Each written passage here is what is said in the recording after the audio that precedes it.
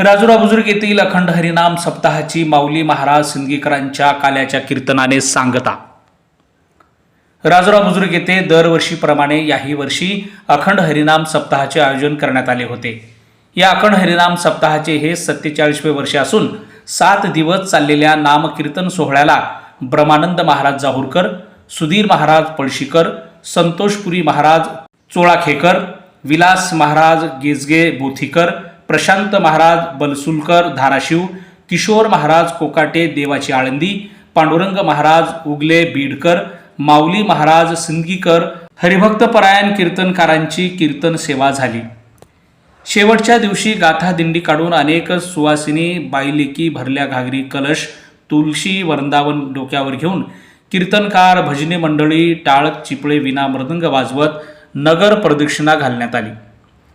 राजुरा बुजुर्ग येथे आयोजित अखंड हरिनाम सप्ताहाची सांगता ही हरिभक्त परायण वारकरी भूषण माऊली महाराज सिंदगीकर यांच्या काल्याच्या कीर्तनाने झाली।